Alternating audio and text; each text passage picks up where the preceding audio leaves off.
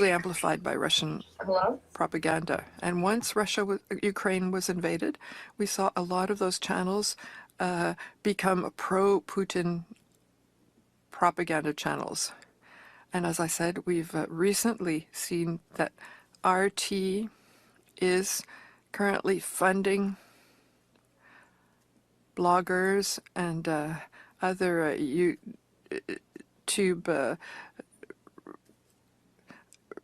personalities of the right, such as Jordan Peterson, other names that are well known, and Tucker Carlson as well, in order to amplify messages that are destabilizing democracy.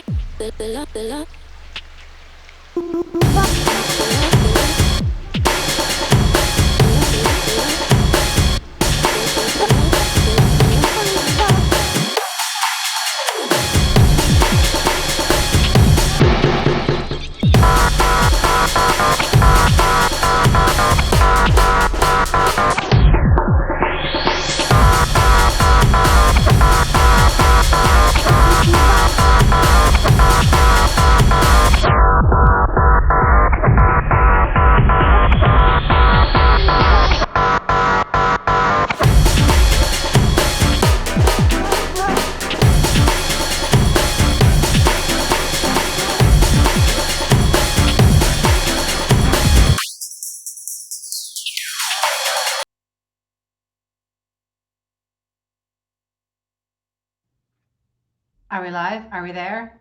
Are we there yet? Are we there yet? Hi-fi. Can you hear me? Can you hear me, though? I can't hear hi-fi. Can you guys hear me?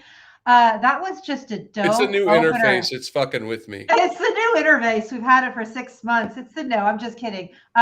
Welcome everybody to Rad Pod and Chill. That opener was really beautiful. And why don't we weigh in with Dean Blundell's, basically breaking the news that the Canadian PM named a couple of names. And again, there's a lot more where that came from, and we're asking for the names to be released. But what do you guys make of Justin Trudeau's comment at the top, naming Tucker Carlson and Jordan Peterson as being paid by RT? I would like to know more, please. Yeah, me too. Mostly, why the fuck are we finding this out from Justin Trudeau? I know. Sorry, but you didn't have to fucking tell me that Tucker Carlson is getting paid by the Russians. You didn't have to tell me that Jordan Peterson was being paid by the Russians. But by the way, Jordan, you know how Jordan Peterson got off drugs? In Russia. He detoxed in Russia, right? Why don't you tell us, Jim? Well, I can't now because you already did. You asked. No, tell the details. He went in like a one of those cryo tubes or whatever the fuck, like a sensory deprivation tube, and they fed him full of drugs and whatever, and he came out. Oh, weird Russian propagandist! Isn't that weird? Like, you go to Russia and you let a bunch of fucking Russians, fuck with your brain or whatever, Anyway, he is my nickname for him is the incel whisperer. Yeah, because that's what he was a pop shrink. Right, he had a YouTube channel, and he was just like a kind of like a psychologist guy or whatever, and then just fucking nosedived right into the teeth of the sort of white supremacist Peter Thiel, and he's got a very grimy, icky sort of thing about him that I don't know appeals to. For some reason, it appeals to incels. Yeah, it not only appeals to incels, it's picking people off in recovery, which is terrifying to me because, again, any identifiable group can be targeted. And so he's actually kind of got some broad base. And anytime I listen to him, my skin crawls. He did comment He denies being paid by the Russians. I just wanted to point that out. Unlike Tucker Carlson, who, when I sent off my recent post, because Trudeau used the phrase destabilizing democracies. This is not just like some guys on the internet. It's like these are covert influence activities, which the State Department says are not journalism, and they are destabilizing democracies. And Trudeau just stated under oath that both Tucker Carlson and Jordan Peterson are paid by RT, which we know is an arm of Russian military intelligence. How do we know that? Our enforcement agencies are now telling us this. So, and like if I was the president here and there are a bunch of Russians fucking yapping their gums in Canada, infecting America with their bullshit, I'd be pretty pissed too. And I would say all I have to say about it. Generally speaking, there is a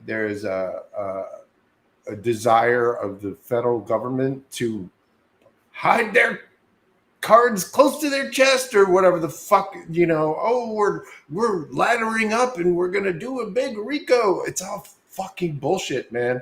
If you know there are people getting hurt because of something that someone's doing and that shit is illegal, you need to fucking tell people and you need to stop them from doing it. It's not like you get to just sort of decide when it's bad enough or whatever. That's not how it fucking works. And that's how they've been treating the American people for way too long. I see you, High Five. I see you. I just need to point out that when Heidi wrote her American Monster article about Tucker Carlson, I made this image of Mr. Carlson sitting in a prison cell with a poster of Putin saying "Bliat" next to him. And I think that pretty well covers it right there. yeah, the only thing is that they're still doing their shit, on all the various platforms that they have. And as I reported last week, and I'm sorry to sound like a broken record, but I think it's important that somebody is screaming about this stuff.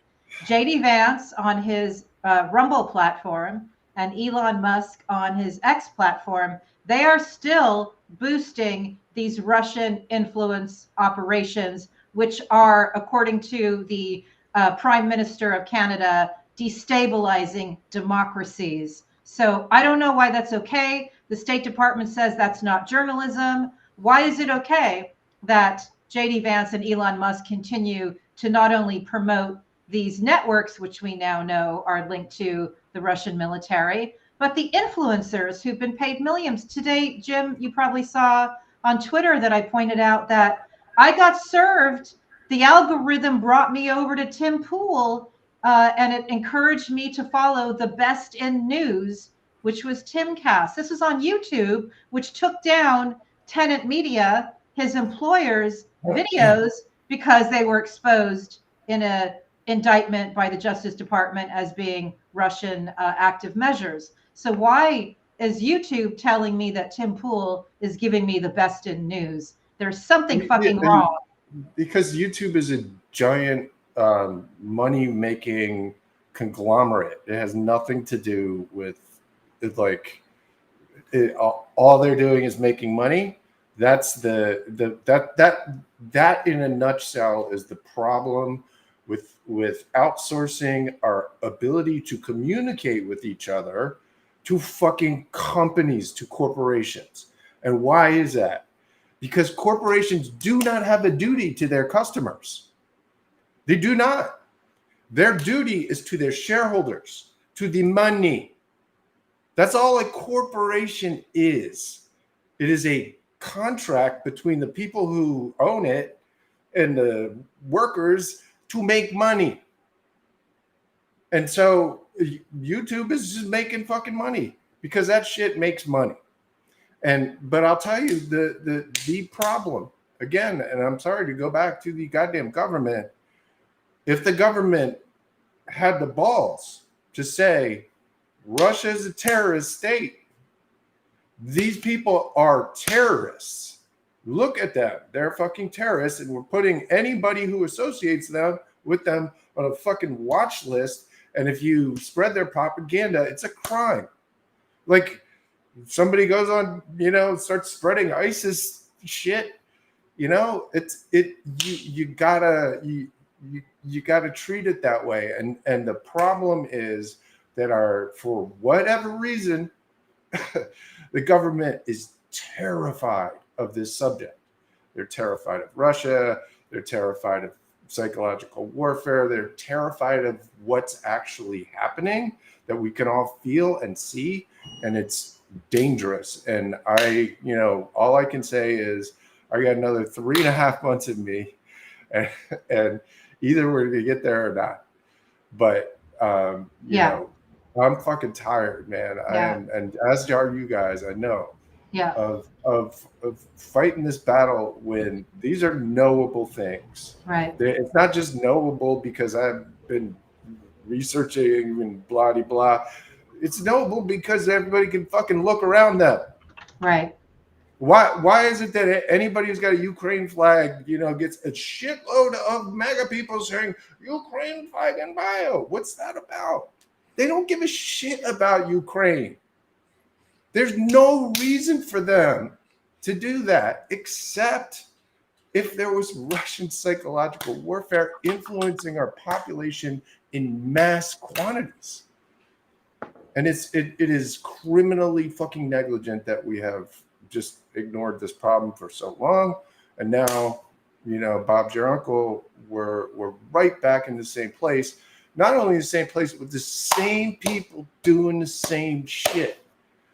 Ivan Raiklin, Mike Flynn, this past weekend, I guess this was since I saw the live stream last. Mike Flynn went to Rod of Iron Ministries over the weekend with Ivan Raiklin, the little fucking 5-foot gremlin terrorist that runs around doing insurrection shit for Mike Flynn and has of Russian descent, by the way. Oh, he's Russian as fuck. Period. For a whole lot of different reasons. Anyway, Ivan and the former acting director of ICE, who Trump says in every speech, Tom Homan, you're my man. Was there at the Mooney's gun cult conference. The leader of the Mooney of Rod of Iron Ministries is a dude called Bullethead who wears a fucking crown of bullets on his head. Yeah. He had to be schismatic off of the Moonies because he was way too radical for them. They were like, whoa, chill out, bro, son. Anyway, Mike Flynn and Ivan Raiklin and Homan and all these other guys went to the Mooney's gun cult this weekend, and we're talking about executions. Ivan Raiklin gave a 10-minute detailed speech about how he was going to set up another J6 in Pennsylvania in order to decertify the vote. And we're still sitting around on our fucking asses watching it. And it's, I'm sorry, I'm getting a little heated, but what the fuck are we doing letting this dude have a warehouse full of AR-15s? Yeah, covert. Mike Flynn and Ivan Raiklin were giving these insane speeches from a warehouse full of AR-15s. Car manufacturing, that motherfucker's, the dude with the hat, the bullet hat, that dude owns car manufacturing, arms manufacturing, top 10 arms manufacturer in the United States. Big. And those people all weekend long, I watched it, we're just talking about fucking Civil War all weekend long. And Mike Flynn rolls into town with little fucking Ivan Raiklin, who planned the last insurrection. And he's like, okay, here's what we're going to do. We're going to storm the state capitol. I was like, sorry. No, don't apologize. It's not this morning. I feel like it's this morning because it's still the morning. I Jesus know, I Christ. know that you're rightfully exhausted. You've been doing this for 4 years straight. I am on the other side of exhaustion now. I'm invigorated. I just had a Betty's All Stars where I had a bunch of special guests offering everybody pro-democracy messaging. I'm going to share it with everybody as soon as I get a hot second because I feel very invigorated. But I'm invigorated because your work matters. Tim Walz was talking about Mike Flynn. Rachel Maddow's been talking about it. So it's no longer Jim Stewart. My new girl, Liz Cheney. It's no longer. She's your old girl too. No, not really. No, you always had a soft spot for Liz. I mean, really, I mean, I respected what she was doing, but I didn't really But she's actually fucking stepping up in ways. So, so I just want to say that the work that you do is making a difference, just like the work Zarina Zabriskie is doing in Ukraine is making a difference. She spent months trying to get people to pay attention to the fact that Russians were hunting people in Kherson with drones. And she finally got the attention of major publications, not just RadPod, although it all matters. And now there are other foreign correspondents in Kherson documenting the fact that there's a human safari going on. So I just want people to feel like what you do matters. And Jim, your tenacity on following this stuff matters. Having the vice presidential candidate warning people about this stuff matters. It takes it out of the silos and brings it to the mainstream. So I think it's very important. Yeah, there's a few other things that I'm aware of that are happening as well. Oh, good. I'm just going to say it. In Sweden over the weekend, there was a one-man play done based on Jim's story. Oh, I'm just going to say it. Jim Stewart's An End Reality is a play that just was staged at the Royal Dramatic Theatre in Stockholm. And it's very exciting because a playwright, our friend Dimitri Plax, who did a play about Navalny on trial, heard about Jim's story, and he created a monologue based on an interview with Jim. And I'm really excited because these things all matter. If we can actually reach across into other countries and tell the stories that we've been telling, it all matters. And I want to remind everybody, nothing is a foregone conclusion. Everything is about what we do and what we do collectively. It all matters. Our Gareth Gore interview, he did the book Opus. I mean, we are not funded or boosted by Russian and Russian cutouts. So us getting 12,000 views collectively on something as important as Opus Dei, it matters. So I'm here to share my reinvigoration with everybody, and congratulations, because through a lot of through a huge and psychologically damaging shitstorm, we still do this work every single day. And right on. Hey, I need to roll something back because we were talking about online stuff and people being radicalized, and yeah, there's our stuff going out online too. But we talked about Elon Musk, right? And we talked about Russia, and the one person I didn't hear mentioned. I'm still a piece of garbage. Because what do you say, Jim? 7, 8? It wasn't that good. I don't know. You got an extra couple points with the you gotta have a before and an after, and that has to be a connector if you don't lead up to Okay, it. well, the connector right now, because I wanted to get this back in earlier, but y'all were talking. But Peter Thiel and J.D. Vance funded Rumble, and we know this. Peter Thiel and J.D. Vance funded Rumble. We know that Canada, Give, Send, Go, was processing funding for the Ottawa trucker convoy.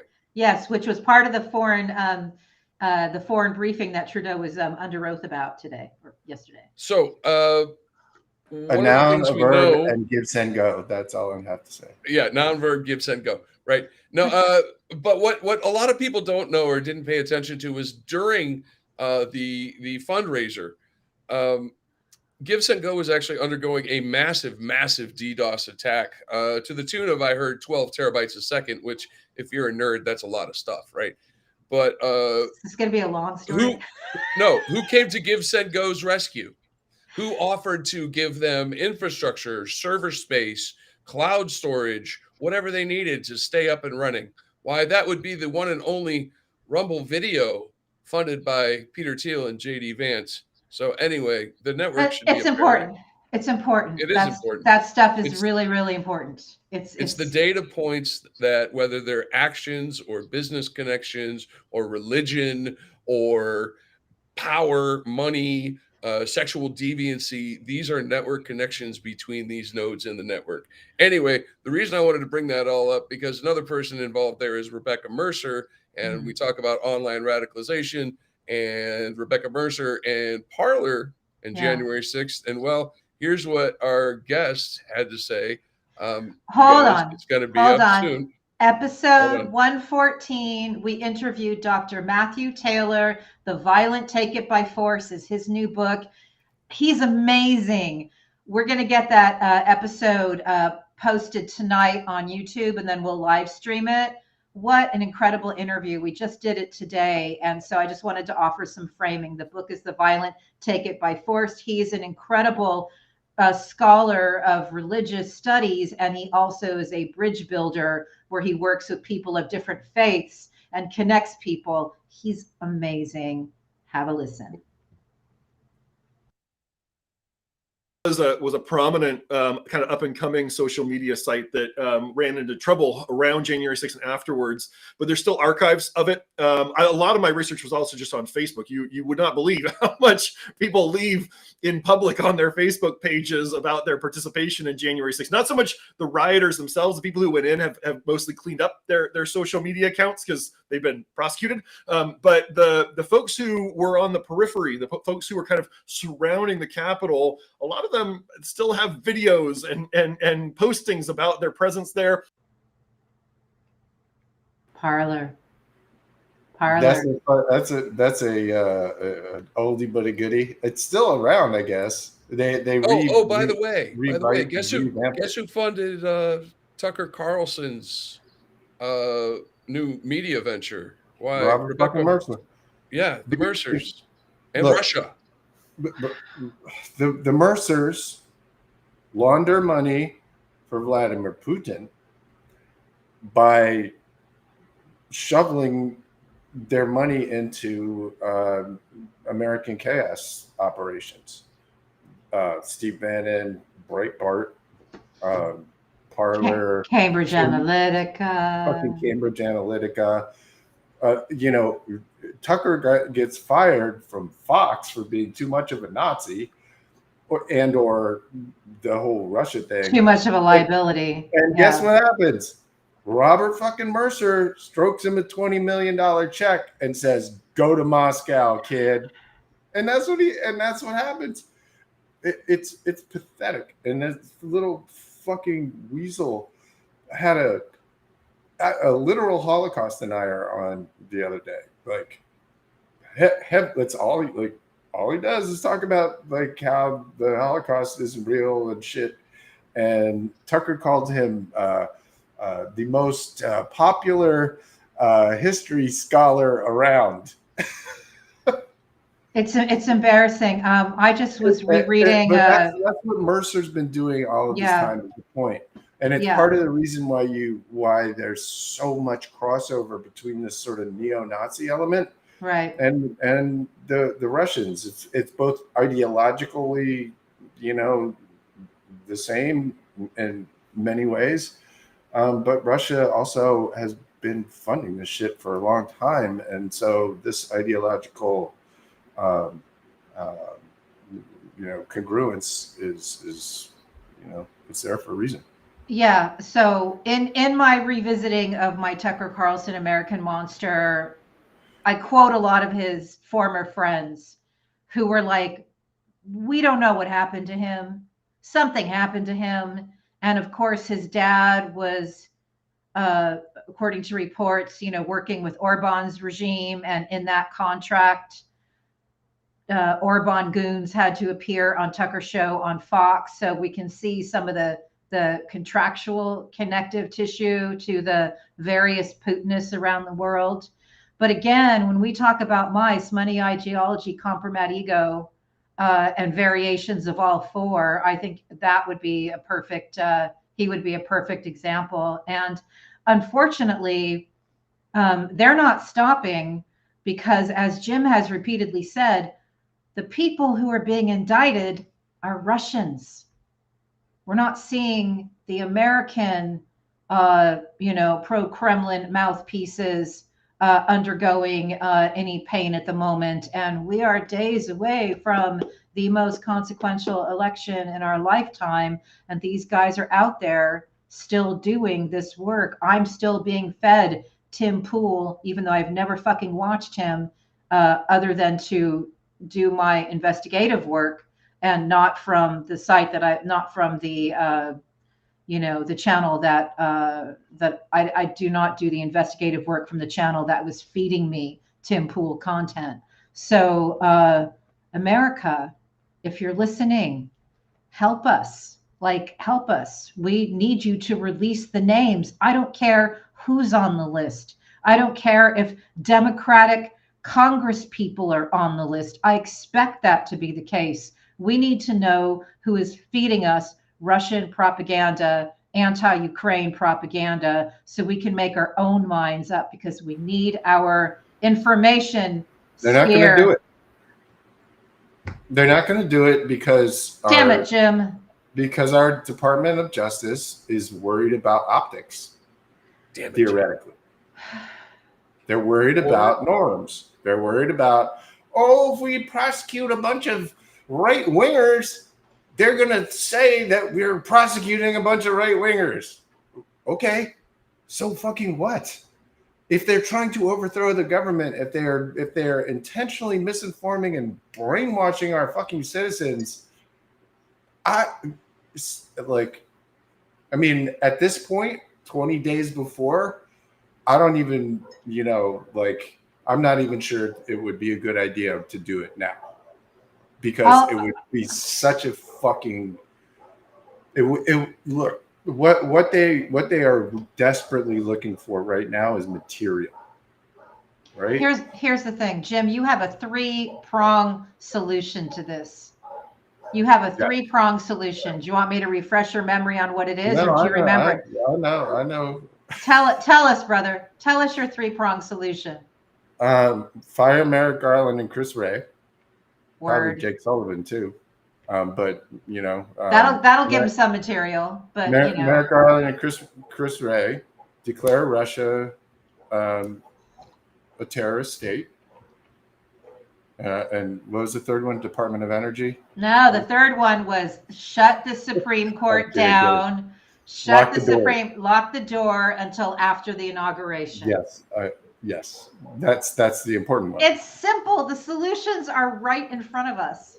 I mean, I'm still waiting for anybody credible to refute either of my points. Number one, that they have the power, they will have the opportunity, and they do have the motivation to commit a crime in order to cause a constitutional crisis after the election. Anybody who wants to tell me that this fucking Supreme Court, given any opportunity to hand the election to Donald Trump, if you think they won't take it, you're fucking not paying attention. I'm just saying that right in your face, because you're not paying attention to the fact that they're murdering women.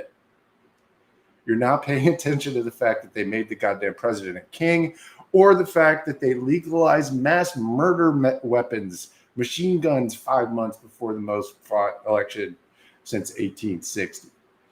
They will fucking do it. And so the question is, what happens when and if they do that? And the problem is, you have these assholes like Mike Flynn out there getting everybody ready.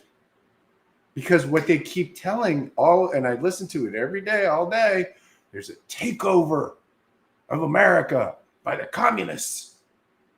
We're the communists. We're here to take over America. So what's so dangerous about the Supreme Court thing is not even just the fact that they're causing this constitutional crisis, is that there's this giant fucking death cult with an enormous amount of weaponry, who will have a point, right? They'll be wrong, but within the actual rules, they will have a point, because the actual Supreme Court will have said, you're right. And it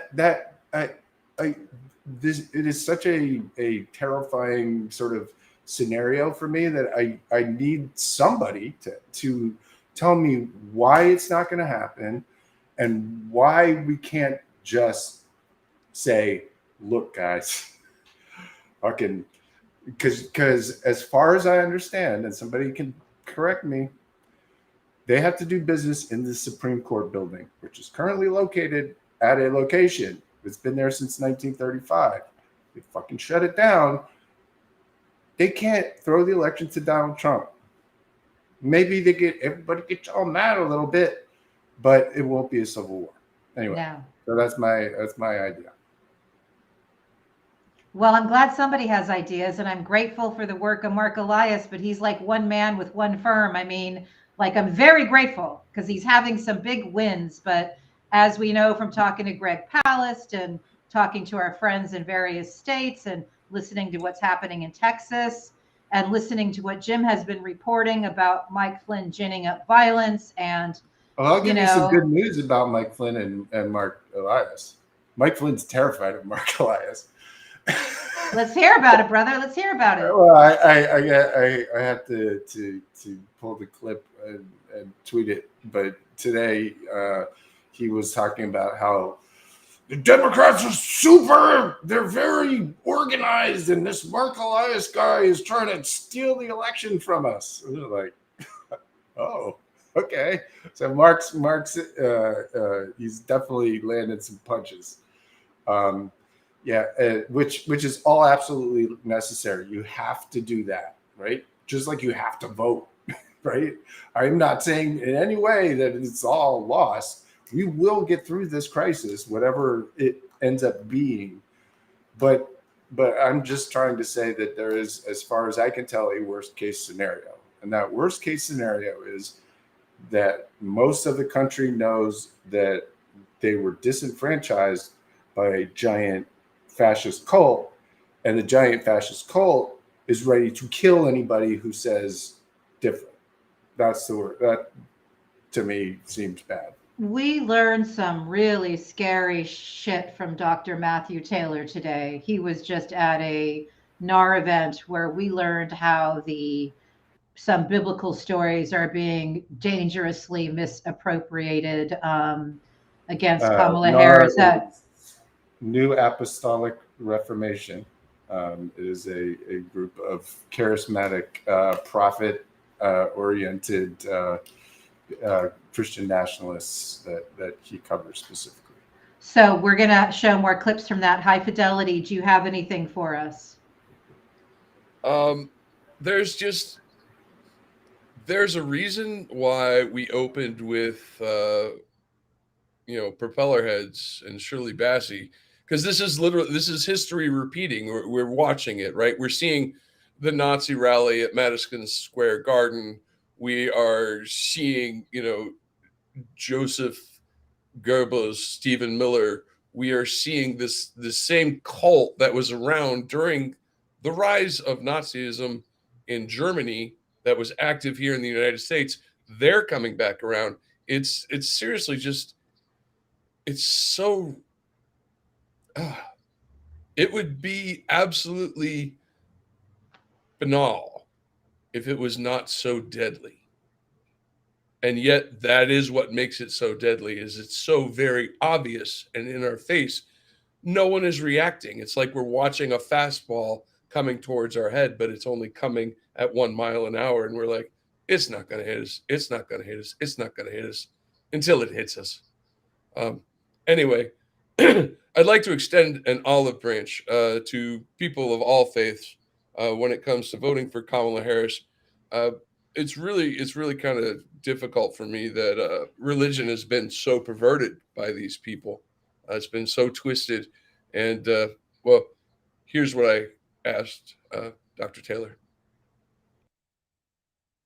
What do you say to those people about these tricksters who abase religion for personal gain, and how would you reassure them that there is something still good in religion? Well, religion has always been a mixed bag, right? Because religion originates in that part of humanity that is trying to make meaning of the world. We're trying to make sense of the world. And so religion has been a force of great beauty, of great insight, of great power, of great kind of powerful experiences, of great communal connection throughout history. It's been a force of great charity and care for the least in society.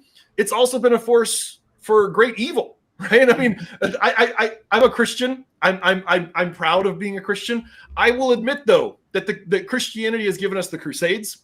It has given us pogroms. It has given us anti-Semitism. It has given us Islamophobia. It has given us colonialism and all kinds of different forms of racism, right? Like, we don't need to be precious about Christianity. Christianity is a human tradition, and it's got all the weaknesses of humanity and all the strengths of humanity built into that.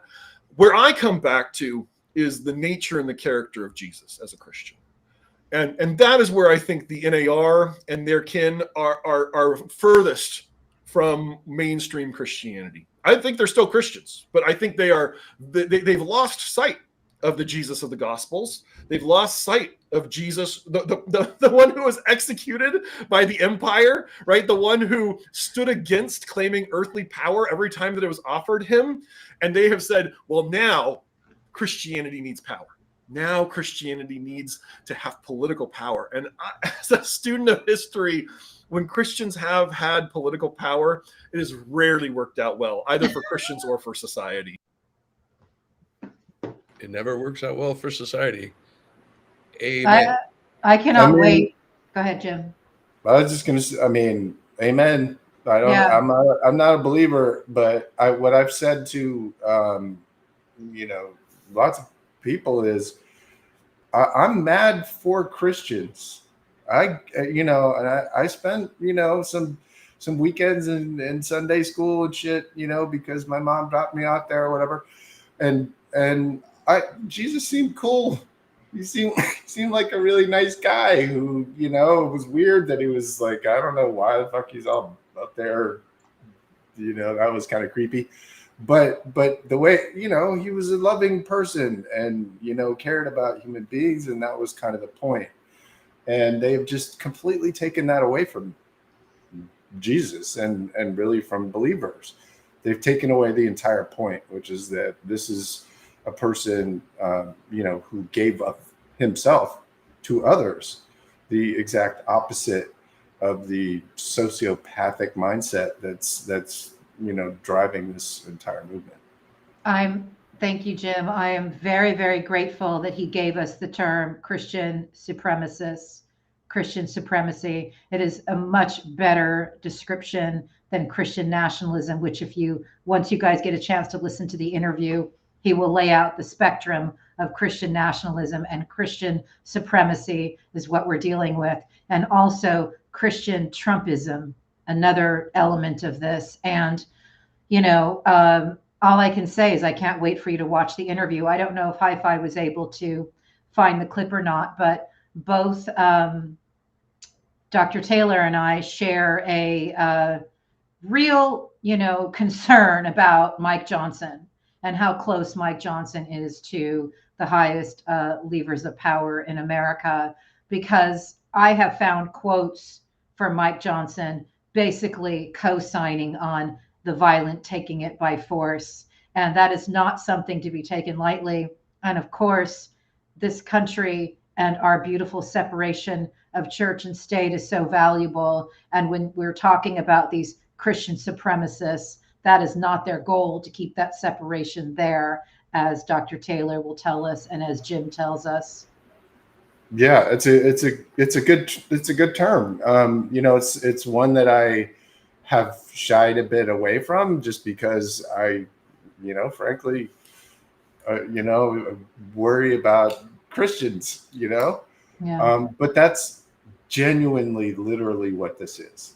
It is about people who not only believe that Christians are going to be saved or whatever, and that everyone else is going to hell, but are willing to actually create a world that enforces it. And they've got entire plans where they are gradually and very seriously rising up through the ranks of these different mountains, right? And one of those mountains is government. And you've got a guy that's 2 heartbeats away from the presidency, and shit ain't right. Mike Johnson is a repressed, brainwashed, complete. He's like JD Vance. There's nothing home. He is just a vessel for a bunch of insane shit. And as Matthew says in the interview, that entire movement has decided that Trump is the chosen one, literally the chosen one, and that the government is evil, that the government is satanic, that this is a spiritual war. It's an important term that gets thrown around also a lot, but when you get down to it, it's about, and Flynn says this every fucking interview, it's good versus evil. It's good versus evil. And that's dangerous. Wrong. I might remind everyone. Yes. That Michael Flynn. Yes. Michael Flynn also said that the sound of the guns is the sound of freedom. God. That's a direct quote. Yeah. Yes, it is. Yeah. Jim's excellent reporting. High Fidelity. Do we have another clip? Yeah, as a matter of fact, speaking of Michael Flynn and Steve Bannon, and well, let's see. There's a whole cast of characters in this. See, that's one of the things about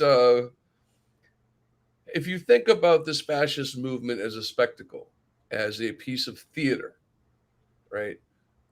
Part of the weaponry of the fascists is to throw such a cast of characters at you that you're never quite sure who's responsible for what. It's hard to track these bizarre messages down and where do they come from. But the big thing, we worry about Christians. I also worry about Republicans, right? I have some branches of my family are a little bit Republican. They're, gods and guns and country and all that. And that's fine, whatever. But, well, they're the type of Republicans that Dr. Taylor talks about. Republican Party establishment 10 years ago, many of them wouldn't even call themselves Republicans anymore, if they're even allowed to come to anything in the party, right? And instead, you got these fringy outsiders, these Stephen Millers, these Steve Bannons, these Michael Flynn types, who are now at the heart of the action, right? That same thing is going on in evangelicalism around Trump.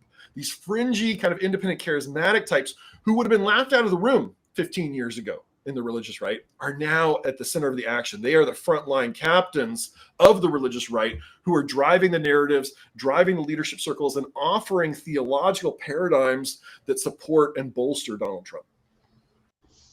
You know what that sounds a lot like? Fucking Weimar Germany, Weimar Republic. They had these fringy characters around Hitler, and people didn't take him seriously, and then they got into power. So you know what that sounds a lot like? That sounds like a lot like Spain during the rise of fascism and Franco, and how Opus Dei was created to bolster Franco. Crazy. It's all just a little bit of history repeating. And just so people know my plans, I'm going to be up tonight writing about the Kepler Circle, which were the business leaders and the bankers that surrounded Hitler because they thought he'd be good for business, because we're seeing that repeat as well. And again, we are days away from a momentous decision. And judging by the lines of people trying to vote in many of the states that we are all, concerned about, I'm feeling very optimistic that enough people understand the stakes. But as Jim has been reporting, it's the aftermath.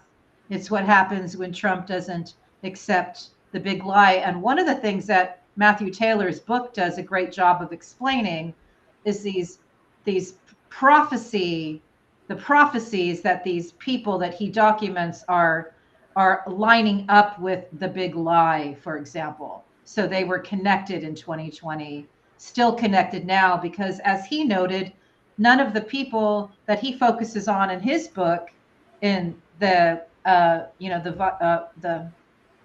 violent, help me with the book title right now, I'm just having a brain freeze.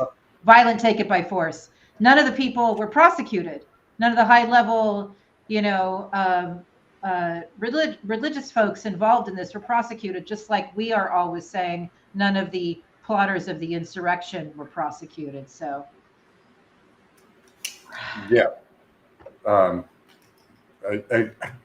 keep having a point and then I keep forgetting it. So sorry about that. well, it's because I went to three different continents in my brain right there. Sorry, Jim. No, that it's all good. I am just old. I would think, going back to what his clip was about, high fidelity. You were going to weigh in on that too. It's we are seeing, how do I say this? We are seeing the corruption of the church by these people around Trump. We are seeing the corruption of the Catholic Church. We just saw it in Los Angeles. We saw 880 million to 1.5 billion. The numbers are different, whatever. But there was a massive settlement from the LA Catholic Diocese. We are seeing these tech barons come apart at the seams. We are seeing Elon Musk and Peter Thiel falling apart in front of our eyes. We see what they're doing. I just wish more people would see what they're doing when we come to exposing their hypocrisy, their bastardization of religion, their use of fear through great replacements. They were falling apart. Well, they're going harder, right? And they're going harder because they're being they're desperate. Yeah. Yes, that's right. Matthew brought up a really interesting story that I wanted to touch on, which is what I was thinking of, which is the origin story for why are these crazy ass sort of fringe charismatic people super prominent now, and the reason is just because of Trump, because Trump's friend is Paula White. Remember Paula White, who crazy ass Paula. The cat. I will always just remember the cat. It's the cat and all of that shit.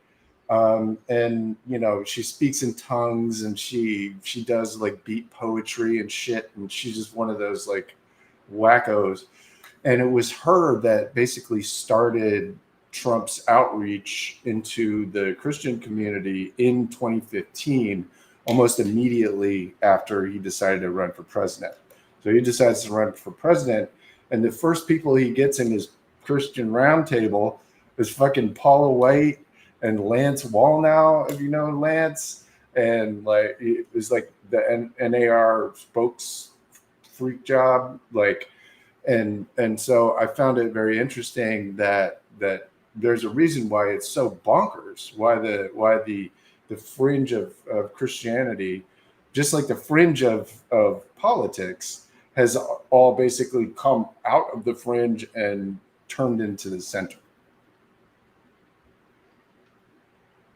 I've never heard that story told in that way that he told it today. And again, you can't imagine a book about this subject matter being a page turner, but he wrote a page turner. And, and one of the things that I find fascinating about what we learned from him today is we hear a lot about people talking about the grift and, talking about people like, Paula White Cane, whatever her name is, how, she would encourage people to send all these, big checks her way and all of that. But one of the things he pointed out was these people actually really believe it. And that makes it scarier to me, that they manage to find a way to manipulate those who are true believers to actually really believe in what they are peddling and in how they are training people or breaking people's brain to become Christian, Trumpists. Because again, he started this journey by trying to understand why evangelicals would attach themselves to an incredibly immoral human being. And in his book, The Violent Take It by Force, you'll find the answers to that. High Fidelity. I was just thinking, well, there's a lot of things I'm thinking. I'm trying to cut one more clip. I also wanted to make our audience aware that Dr. Matthew Taylor works for an organization called ICJS, which is I forget the entire thing. Sorry, I'm bad at acronyms. I've had a very rough 24 hours. Anyway, The Violent Take It by Force is his book, right? Institute for Islamic, Christian, and Jewish Studies, ICJS.org. Yeah. You can go there. You can learn more about his book. You can learn more about his organization. And hopefully you pick up his book and you read it, because it is very, very important. And because this is a teaser, not a recap, you should go watch the episode, which will be live streamed. It's up on YouTube right now, and it will be live streamed on Twitter shortly. Great. Thank you for that, High Fidelity. And I was listening to some of the conversations he was having at that organization that you just mentioned the acronym of. And I loved how loving these people are. I love how he set out after 9/11 to talk about what the Muslim experience was in America. And again, when I say he's a bridge builder, I really mean it. It's a beautiful thing that he does with his faith. And he realized pretty early on in his life that he wasn't an evangelical, and he actually changed his faith, mid-studies. And no better person to write this book. So yeah, watch the interview. And what else we got? I know more things happened this week. We got a couple more minutes. Where should we begin? I have one that I need to discuss. Okay. I have one. This is important because this goes out to the people, those on the left, those who are progressive. I want you to understand that look, what's going on in Ukraine proves we need a military, proves we need armaments. However, what also happened just in the last day or so, Raytheon is paying almost $1 billion in fines and penalties for bribery, attempts to violate export controls, a whole bunch of nasty, nasty stuff, right? And there's a reason that's important, because Raytheon is part of the whole military, private complex, if you'd call it that. It's good that our government is holding them to account. And I only wish that they would hold other government contractors account, like SpaceX, Palantir. It's also terribly obvious when you look at what these people have done and what they are doing and what they continue to do and what they have said about what they are attempting to do. And how can you not understand that? I'm still a piece of garbage. Is out to install J.D. Vance as president of the United States and run it like one of his Silicon Valley sweatshops full of fraud. That was a long way to get there, bro. I'm just saying. So Before Jim, but I did have a point to make. Yeah, Right? thank you for that, High Fidelity. No, one thing I wanted to say is that our interview last week with Craig Unger, if you haven't seen it, it's really quite amazing as well. His new book, Dennis Spies, Decades in the Making.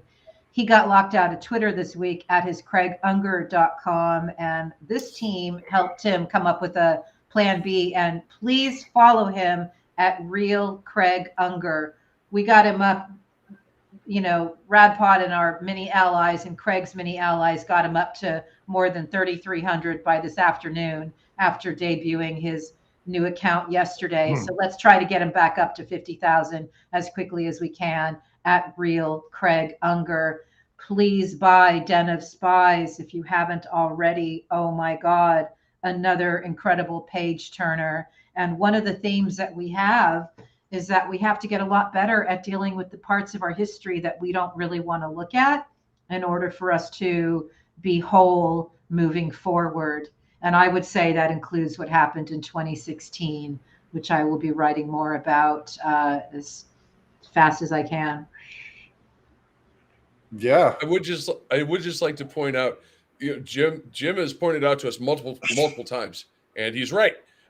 This is going to come down to the Supreme Court. This is a replay of Bush v. Gore. It's going to be tossed to the Supreme Court. It's going to be sent to the House. The House is going to vote. Bob's your uncle. Suddenly we have Trump as president. What then? Yes. All right, Jim. What else? I don't know anymore.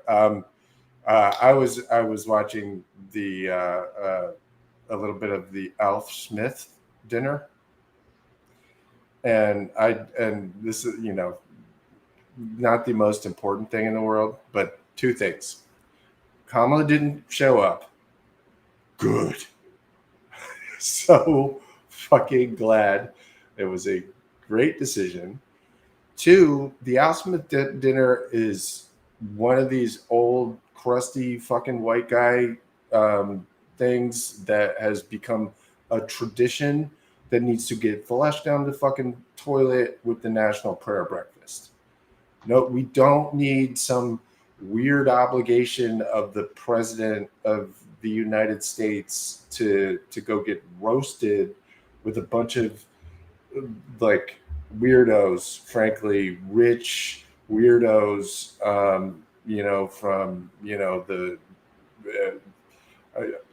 whatever. Yeah, I do. You're not supposed to say anything bad about Catholics or whatever, and I'm not. There's nothing wrong with Catholics, but we don't need a Catholic president thing. We don't. No. Why are we doing that? Not anymore. And Jim, you took the time to watch Kamala on Fox with Brett Baer, and you seemed really stoked. So can you give us a couple highlights from that? Yeah, she just fucking punched him right in the face, even though, he went in there with one person in mind that he was trying to impress, because Trump had been telling Brett, I'm gonna get so mad at you if you don't ask her a bunch of hard questions. And he just came in and was a dick. And he he did weird edited footage. He played a awful anti-trans ad and just fucking badgered her. And I am not sure I have ever seen a politician handle a situation like that better.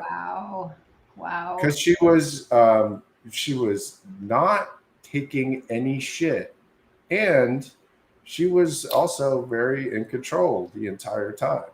Wow. They tried to turn her into the angry black lady, and it just it wasn't flying. Even the people on Fox were having a hell of a hard time coming up with it. The best they could do on Twitter was, "She's done." I was like, no, she isn't. She just kicked his ass. And it's important, right? Because she's walking right into their territory. Yes. She's saying, here I am. And even if she doesn't change a single vote, right? She's humanizing herself. Yeah. He was trying to dehumanize her, and she would not let him. because she's a human. She's a real human, and they're not used to that over there on the Fox News. No. And so she just came right back at him, and I thought it was you know, I was a little worried, you know, like what the hell, how, you know, how are they going to spin this? Yeah. And they didn't have anything. She Fantastic. fact checked him in real time and just rubbed his shitty little nose in all of his attempts. Like a prosecutor can do. One thing I want to say is that there's a lot of people in America who don't pay attention to the stuff that we pay attention to. And it's almost like the people who buy their Halloween costume day of. So all of this stuff that's happening now and in the next few days really does matter. And our friends at the Media and Democracy Project, which has been holding media accountable this whole time, Milo and Holly, had the former Australian Prime Minister Malcolm Turnbull on yesterday to talk about Rupert Murdoch. They had a Zoom with their group, and I attended it. And as our friend Julie Delorier noted from Truth Tuesdays, Turnbull said that Rupert Murdoch has done more damage to U.S. democracy than any other individual. Prime Minister of Australia. So all this stuff matters. It's close. It's close. All this stuff matters. All this stuff matters. And one thing I will say is that when asked about the Russia question, I think there's still a lack of clarity with Rupert Murdoch, and I think it's very simple. We know that Trump was working for Russia in his first term. So if you are still backing Trump, you're actually backing Putin. There's no separating it. I'm sorry, but there's not. So,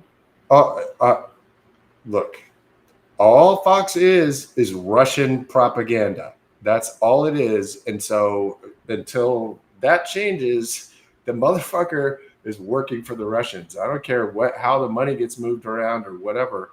But that's what's going on there. That's literally all they do is poor Russian, and you know, there's a mixture of influences, but yeah, you know, a whole bunch of it is intentionally shaded to benefit the goddamn enemy. And the problem is we haven't identified them as the enemy yet, because mostly because a whole bunch of Russian propagandists kept going, Russia, Russia, Russia. Yeah. Yeah. Like, somebody asked Mike Flynn on a podcast, you know, on the one where he said there's going to be a civil war. He said, you know, they said, what should patriots be most concerned about? And the first thing that came out of his mouth was Russiagate. In the year of our Lord, 2024, Russiagate is a thing that everybody needs to work, because it's the place where all the badness comes from, Hillary and the Russian, and like it's hilarious because it's just so blatantly obvious what they're worried about. Well, yeah, man. I don't know. We covered a lot. I think we covered all the things I had hoped that we would cover. High fidelity. Anything? Any final words, Jim? Any final words? Anybody? Vote. I'm good. Vote. You're good? All right, then I'm going to take my turn. I don't know if anyone noticed, but there's been a change in wardrobe around here. Oh, it looks fly. Yeah. I busted out the tactile neck. And if you don't know what a tactile neck is, go look it up. But the reason I busted this out is because, dear America, there's going to be some dirty tricks played. There's going to be some ugliness, and you cannot be fooled. You cannot go along with it. We are at war. Get your tactile neck out. Get yourselves to work, because we have 17 days and a wake up to decide not just the direction of America, but the direction of the whole fucking world.